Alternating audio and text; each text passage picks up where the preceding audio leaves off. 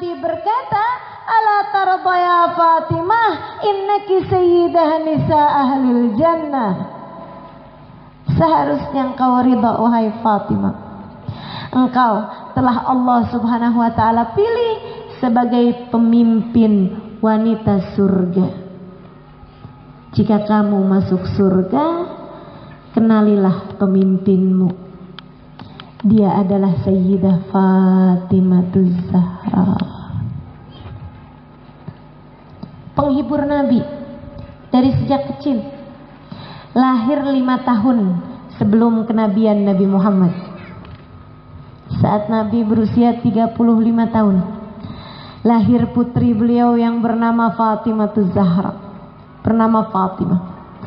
Saudariku sekalian saya muliakan, awal-awal Islam 5 tahun sesudah kelahiran Sayyidah Fatimah, Nabi mendapatkan banyak perlakuan keji dari orang kaum kafir Quraisy. Nabi mendapatkan berbagai macam caci maki dari kaum kafir Quraisy. Bahkan diriwayatkan hampir-hampir Nabi tidak pernah selamat ketika keluar dari rumah beliau sallallahu alaihi wasallam. Saat kembali ada aja kejadiannya, yang tubuh beliau berlumuran dengan debu, yang badan beliau memar di sana sini karena dipukuli orang, yang pipi beliau menjadi merah karena ditampar orang, belum lagi berupa hinaan, cacian dan lain sebagainya. Hiburan Nabi kala itu, setiap kali beliau masuk ke dalam rumahnya, beliau akan duduk kemudian memanggil, ya Fatimah, ya Fatimah. Mana Fatimah? Fatimah, sini nak, Fatimah. Kenapa hanya Fatimah? Karena yang lain dari putri-putri Nabi Muhammad sudah menikah pada masa tersebut. Mereka memang punya kebiasaan menikahkan perempuan-perempuan di usia muda. Maka hanya Sayyidah Fatimah yang ada. Di usia beliau 6 tahun, 7 tahun, 8 tahun, hiburan bagi baginda Nabi besar Muhammad sallallahu alaihi wasallam. Sampai kalau udah Sayyidah Fatimah datang, ajlasaha ala fakhidai. Nabi mendudukkan beliau Sayyidah Fatimah di dalam pangkuannya, di atas pangkuannya. Beliau cium putrinya, beliau sayang-sayang putrinya, beliau cintai putrinya, ditanyakannya kabarnya, dan Fatimah kecil bercerita menghibur hati ayahanda. Saudariku sekalian yang saya muliakan, karenanya diriwayatkan satu kali Nabi Muhammad alaihi wasallam diperlakukan sangat amat buruk sekali oleh orang-orang kaum kafir Quraisy, disebabkan karena mereka sudah kesal sekali kepada Nabi atas apa yang dilakukan Nabi. Mereka pun kemudian memutuskan untuk kalau Nabi Muhammad salat di depan Ka'bah, mereka mau lumuri Nabi Muhammad, mereka mau kotori badan Nabi Muhammad dengan kotoran unta.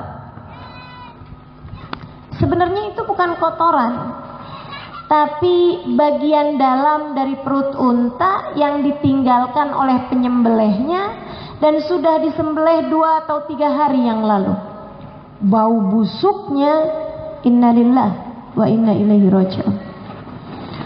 Bau busuknya meniup hidung siapapun, saudariku sekalian. Ada Abu Lahab, ada Abu Jahal, ada Umayyah bin Khalaf.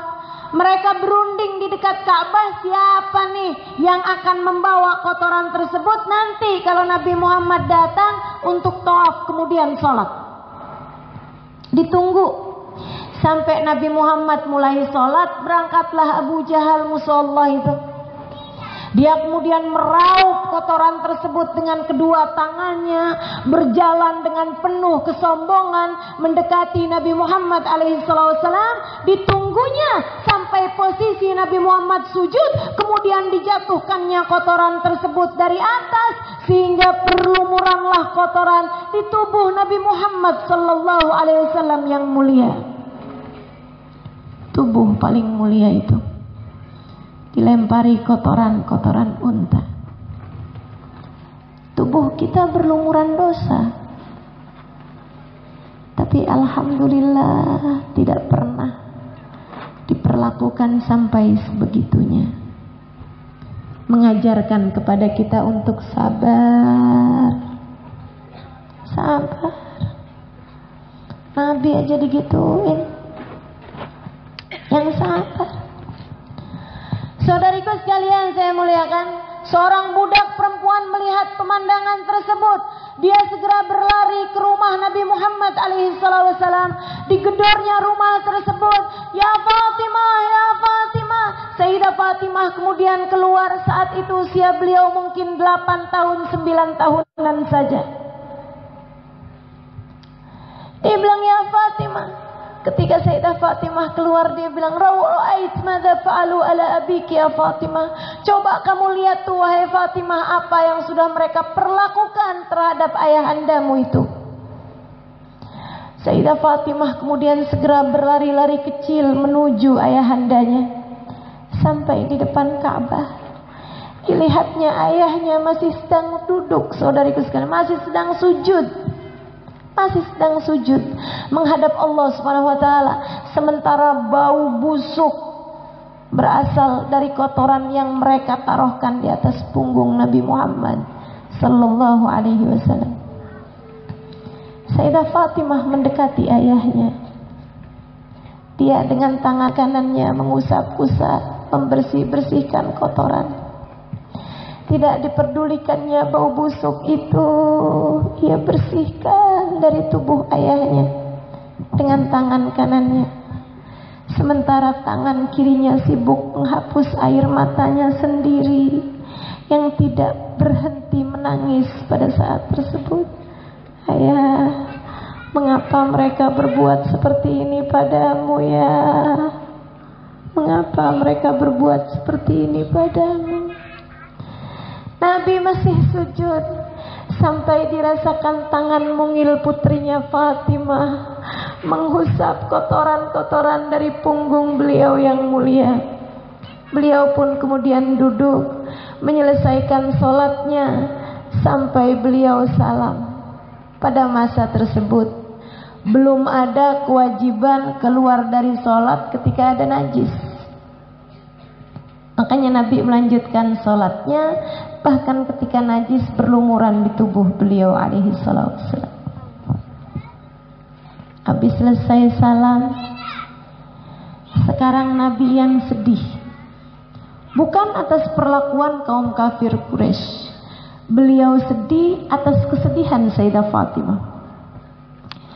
Nabi sedih karena kesedihan Fatimah. Fatimah sedih atas apa yang mereka lakukan terhadap ayahnya. Jalinan cinta yang luar biasa indahnya. Yang satu menghibur yang lainnya. Maka Sayyidah Fatimah masih dengan tangan kanannya berusaha membersih-bersihkan tubuh ayahandanya.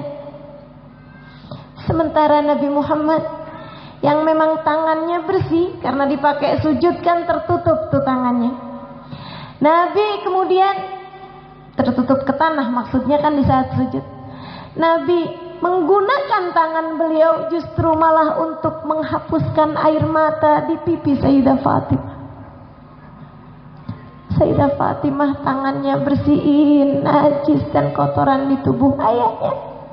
Ayahnya dengan tangannya mengusapkan air mata yang terus mengalir dari putrinya. La tabki ya binti, la tabki ya binti. Jangan nangis nak, jangan nangis nak. Sayyidah Fatimah dibilang seperti itu malah tambah nangis. Mengapa mereka berbuat seperti ini padamu ya?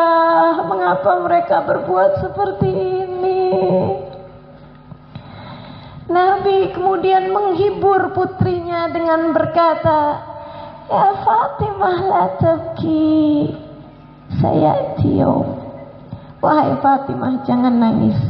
Akan datang hari kamu akan melihat kenabian ayahandamu.